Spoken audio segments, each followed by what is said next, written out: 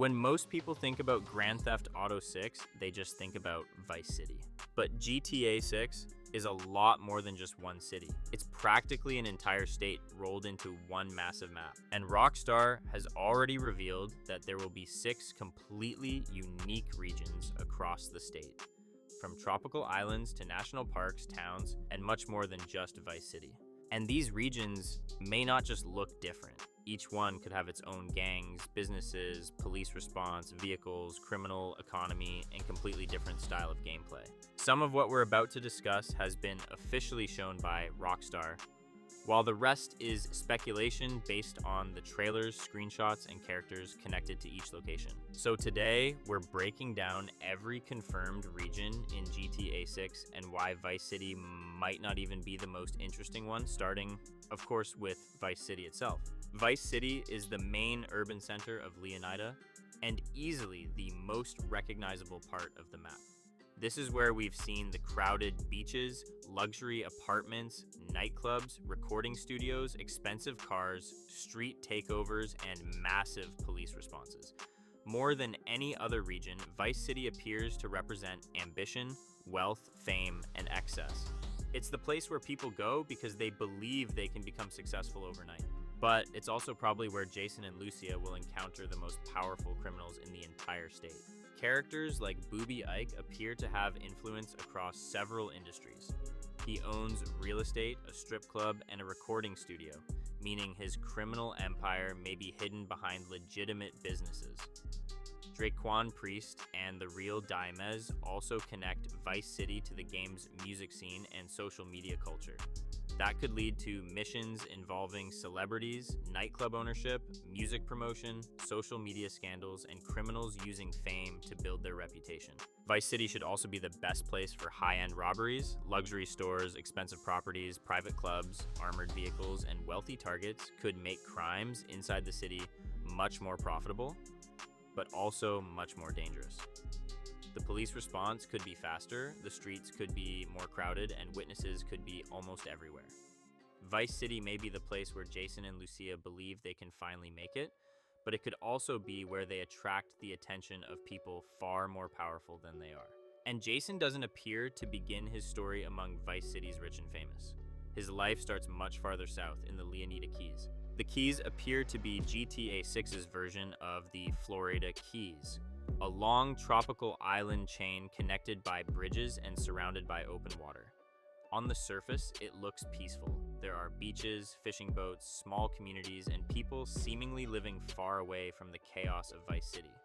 But that isolation also makes the Keys perfect for criminal activity. Rockstar has revealed that Jason moved there after serving in the army and began working for local drug runners. He lives at one of Brian Hetter's properties in exchange for helping with local shakedowns. Brian is described as an old-school smuggler who continues moving product through his boatyard, which makes him sound like an early employer or criminal mentor for Jason. Because of that, the Keys could potentially be the opening region of the game. Jason and Lucia may begin with smaller crimes involving local dealers, boat thefts, intimidation, and drug smuggling before eventually moving toward Vice City. The region could also make boats far more important than they were in GTA 5. You might transport drugs between islands, escape the Coast Guard, search for underwater wrecks, or use hidden docks to avoid the police. Fishing, diving, treasure hunting, and small aircraft could also give the region activities that don't make sense anywhere else. The Keys may represent freedom and escape, but beneath that peaceful appearance, it could be one of Leonida's most important smuggling routes. And while criminals in the Keys can disappear into the ocean, the next region is dangerous because almost anything could be hiding directly beneath you. Grassrivers is GTA 6's Everglades-inspired swamp region. This is one of the clearest contrasts with Vice City. Instead of skyscrapers, clubs, and traffic, Grassrivers is filled with wetlands, airboats, wildlife, and people living far outside normal society. Vice City's biggest threats may be criminals and money. In Grassrivers, the environment itself could be trying to kill you. We've already seen alligators wandering into stores and being pulled from swimming pools, so wildlife will probably be much more involved in the world than it was in GTA 5. Airboats could become one of the main ways to travel through the region, allowing players to leave the roads and disappear deep into the swamp. Grassrivers could also be filled with hidden camps, drug laboratories, poachers, survivalists, and conspiracy theorists. Criminals could use the swamp to hide products, dispose of evidence, or escape from police vehicles that can't follow them through the water. This is also where GTA 6 could borrow most heavily from Red Dead Redemption 2. Grassrivers doesn't necessarily need dozens of traditional missions. Wildlife, random encounters, hidden locations, environmental storytelling, and unexpected discoveries could make simply exploring the region worthwhile. You might hear someone calling for help in the distance, find an abandoned airboat, discover a hidden camp, or stumble across something that was never marked on the map. Grassrivers could feel unpredictable in a way that no other part of Leonida does. The swamp is wild because civilization never fully conquered it. Port Gellhorn, however, appears to show what happens when civilization arrives and then abandons the place. Port Gellhorn seems to be a declining coastal town whose best years are far behind it. Rockstar's material shows cheap motels, rundown businesses, pawn shops, abandoned attractions, and the remains of what may have once been a successful tourist economy. If Vice City represents wealth and ambition, Port Gellhorn represents decay. This could be GTA 6's version of a forgotten American vacation town, used to attract tourists and money, but is now filled with struggling residents and opportunistic criminals. That could make it one of the best regions for smaller, more grounded crimes. Instead of robbing luxury stores or working with celebrities, Jason and Lucia might hold up motels, extort small businesses, rob pawn shops, or become involved with local drug dealers. Port Gellhorn could contain trailer parks, underground fighting, corrupt police officers, and gangs operating out of abandoned buildings. Old tourist attractions could also become surprisingly useful mission locations. An abandoned amusement park, empty hotel, or collapsing shopping area could be used for robberies, chases, hideouts, or large shootouts. Port Gellhorn may also be the perfect place for Jason and Lucia to disappear after a major crime. Vice City would have cameras, witnesses, and heavy police activity. But in a forgotten town where people are used to minding their own business, two wanted criminals could blend in much more easily. Port Gellhorn appears to be a place where the economy collapsed. Ambrosia is different. Its economy is still moving, but nearly everything seems to revolve around one major industry. Ambrosia is Leonida's industrial heartland. The region appears to be built around the Allied Crystal Sugar Refinery, working communities, heavy machinery, trucking routes, and biker activity. Ambrosia could represent industry, exploitation, and old-fashioned power. In Vice City, influence comes from fame and money. In Ambrosia, influence may come from controlling jobs, land, factories, and transportation. The refinery could be one of the most important locations in the entire game. Instead of appearing in one mission and never being used again, it could support several different storylines.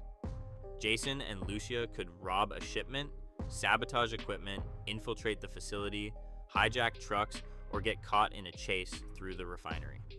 The region could also contain biker gangs using legitimate businesses as fronts for smuggling.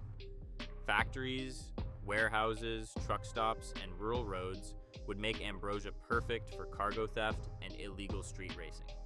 There could also be conflicts involving workers, corrupt politicians, and powerful business owners who practically control the entire town. Ambrosia may look less exciting than Vice City at first, but if Rockstar gives its industries and criminal groups enough depth, it could become one of the most important regions in the story. And eventually, even Ambrosia's factories give way to an area where there may be almost no civilization at all. Mount Kalaga National Park appears to be Leonida's wild frontier. Rockstar has shown mountains, rivers, forests, dirt roads, wildlife, and large areas completely removed from Vice City. This could be GTA 6's answer to the wilderness of Red Dead Redemption 2, but with modern vehicles, firearms, tourists, and criminal operations. Mount Kalaga could offer hunting, fishing, hiking, dirt bikes, ATVs, off-road races, and remote cabins hidden throughout the forest. The area could also have its own law enforcement. Instead of immediately dealing with city police, players might encounter park rangers, local deputies, or federal officers investigating crimes inside protected land. And the isolation creates a huge number of story possibilities. You could find missing hikers, illegal logging operations, poachers, hidden criminal camps, isolated communities, or even cults living far away from the rest of Leonida. Jason and Lucia might also use the region as a temporary hideout once the story becomes more dangerous. But Mount Kalaga may be the greatest test of whether Rockstar has learned from GTA 5. Mount Chiliad was visually iconic, but much of the surrounding wilderness had very little long-term purpose. You visited it for a few missions, drove through it, and then usually returned to Los Santos. Mount Kalaga needs recurring activities, characters, discoveries, and reasons for players to return voluntarily. Because a beautiful mountain is not enough, the region needs to feel alive. And when you look at all 6 regions together, a larger pattern begins to appear. Vice City represents ambition and excess. The Leonida Keys represent freedom and smuggling. Grassrivers represents wilderness and unpredictability. Port Gellhorn represents poverty and decay. Ambrosia represents industry and organized power. And Mount Kalaga represents isolation and survival. Rockstar isn't just creating visual variety. These regions could have completely different economies, criminal groups, police responses, vehicles, and lifestyles. The story has also been described as a conspiracy stretching across Leonida, which suggests Jason and Lucia's journey may eventually connect all of these locations. That is what could make GTA 6 feel truly different from GTA 5. Instead of one major city surrounded by areas you occasionally visit, Leonida could feel like several different worlds connected together. Vice City will probably be the location most players remember. But the success of GTA 6's map may depend on everything surrounding it. If every region has its own characters, crimes, activities, and reasons to return, Leonida could become the deepest open world Rockstar has ever created. And based on what Rockstar has revealed so far, Vice City might not even be the most interesting part. Let me know in the comment section below which region you are most excited for. Personally, I'm most excited for the Florida Keys inspired islands with all the unique and interesting missions and side activities for us and locations to explore.